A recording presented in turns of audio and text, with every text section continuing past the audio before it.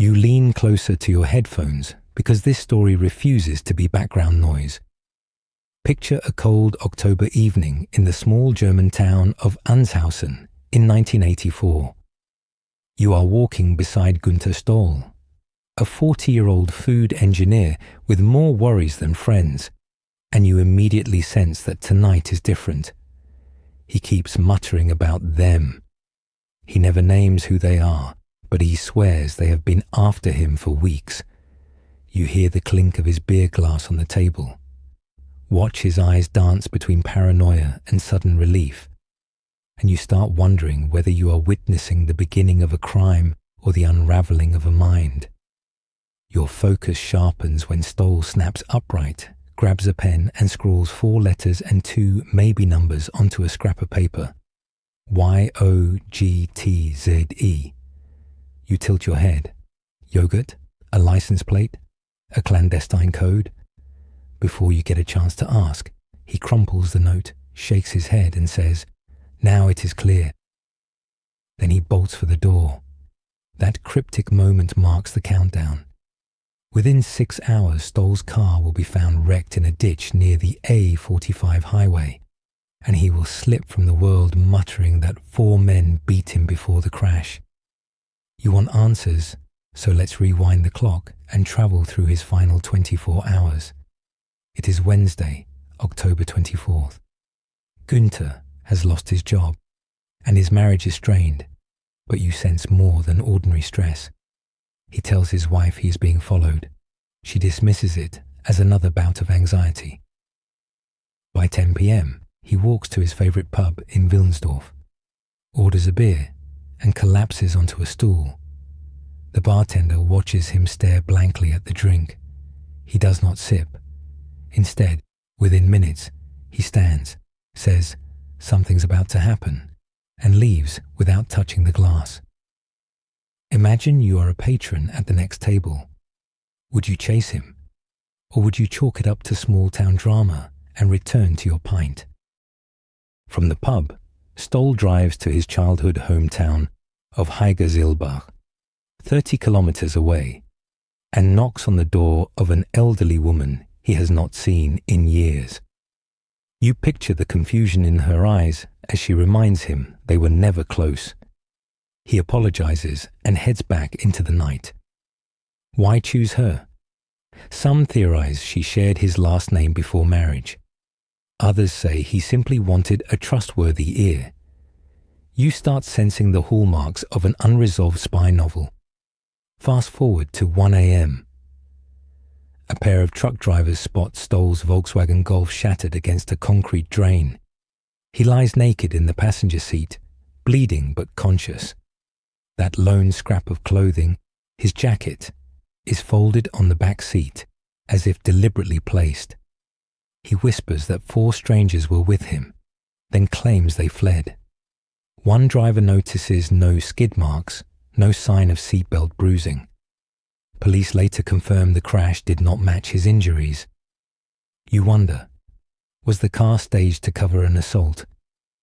Let's return to the note. You hold that paper up to the light and consider each symbol. Some see YOGTZE. Others argue the final 2 characters are actually the number 2 and the letter E, forming YOGT2E. Could YOGTZE be an import code on food labels? Stoll worked in food engineering, so that seems enticing. Yet the Germany of 1984 used the code E571 for the yogurt thickener gelatin. No YOGTZE anywhere. Scratch that theory. Perhaps you flip the letters. EZTGOY. Still meaningless. Maybe it is not German at all. Could it be a Dutch license plate? You envision Stoll on the Autobahn, memorizing a suspicious registration. But Dutch plates of the time had 2 letters followed by 4 numbers. No match. Now picture yourself as a code breaker on Reddit, 3 decades later. You notice that the letters approximate German radio call signs. Y stands for Yugoslavia, O for Norway, G for Great Britain, T for Italy, Z for Poland, E for Spain. Could Stoll have been jotting down shortwave frequencies, terrified of an international conspiracy? It thrills the community, but it never aligns with any real broadcast identifiers. Maybe the note is simpler, a phonetic mistake. YOGTZE might be YOGTZE, a playful way of writing YOGTZE, YOGTZE, referring to a food additive. Investigators visited every dairy facility Stoll worked with. Nothing surfaced. You start feeling the frustration of detectives hitting brick walls. You rewind again to the highway scene. Witnesses describe seeing two men in white overalls standing beside the wreck before authorities arrived. Yet no trace of them ever emerges.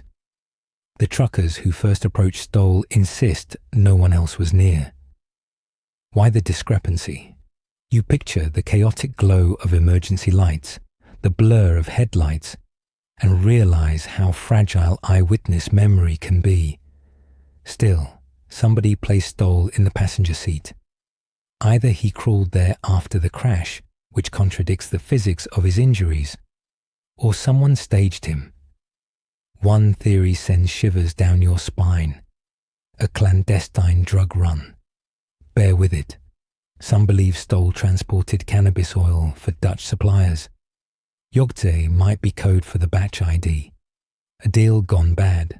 4 enforcers beat him, dump him naked to humiliate, then push the car. Yet detectives found no trace of drugs or cash. And why would seasoned criminals scribble clues on paper? Another hypothesis echoes Cold War paranoia. West Germany in 1984 buzzed with Stasi spies. Suppose Günther unearthed something at work, a contamination cover-up with military implications.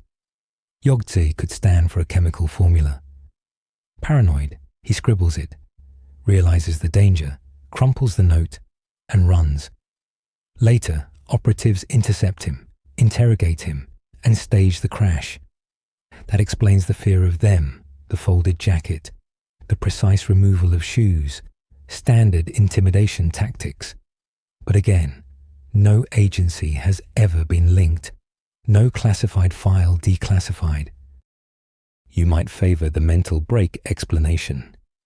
Picture a man suffering from paranoid delusions, possibly schizophrenia, entering a psychotic crescendo. He hallucinates threats, writes nonsense, strips because hypothermia deludes him into feeling hot, then crashes his own car.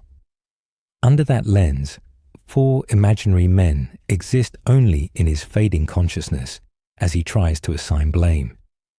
The simplicity strengthens this theory, yet forensic evidence of assault, a broken nose, bruised ribs, refuses to slot neatly into self-harm. You notice the contradictions stacking like mismatched puzzle pieces. The car damage suggests it hit the ditch at low speed while steering sharply left. Stoll's leg fractures imply a force from outside the vehicle, as though he stood on the road when struck. If he was hit before being placed inside, then the crash truly is a cover. But cover for what remains the vexing question.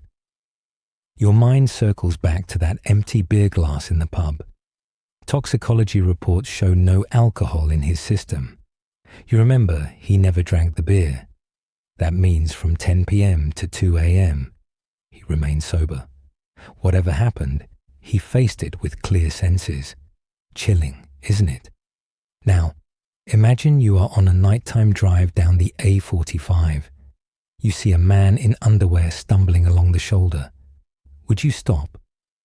2 motorists reported exactly that around 1:15 a.m., 10 kilometers from the eventual crash site. Police believe the man was Stoll. If true, he left the car long before it crashed and either returned in someone else's vehicle or was forced back. That detail alone reframes the timeline. Let's talk about the folded clothing. Removing garments can signal hypothermia or head trauma. But folding them? That hints at calm intent, maybe coercion.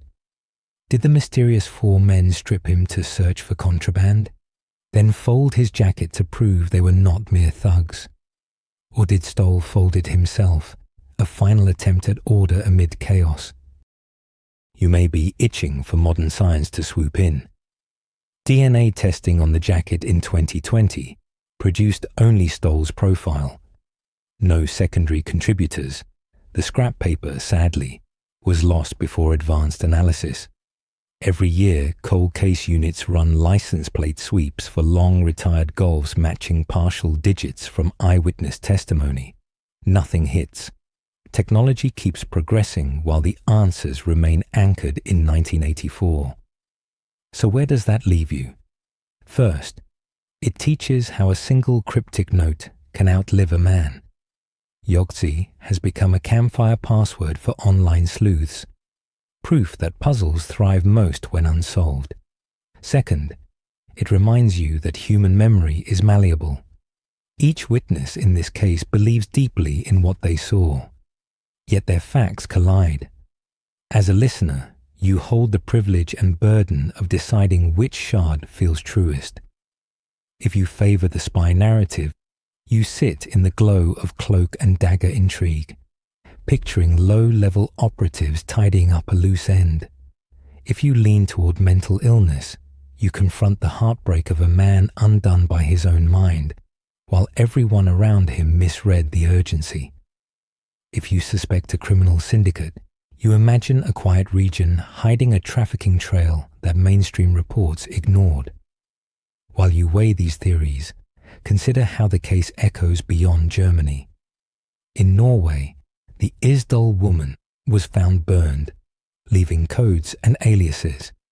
In America, the Tamam Shud case teases with a note tucked in a fob watch. You start seeing a pattern. Enigmatic messages entice the public, but the people behind them fade into tragic footnotes. Before you take off your headphones, remember the image of Günther Stoll lying in that passenger seat, whispering about four men. Ask yourself one last question. If you had crossed paths with him that night, at the bar, on the roadside, in the old woman's doorway, would you have dismissed him as paranoid? Or would you have probed, urged him to explain the letters, insisted on calling police sooner?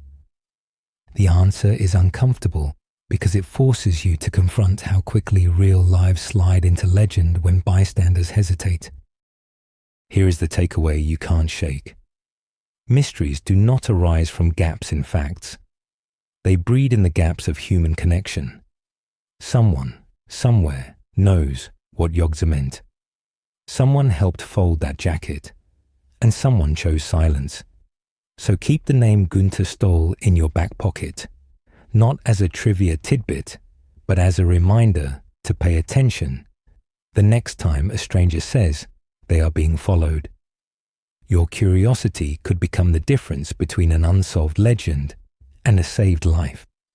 And if ever you find yourself scribbling letters that make no sense, pause, breathe, and reach for help before your story joins the chilling archive of roadsides and unanswered codes.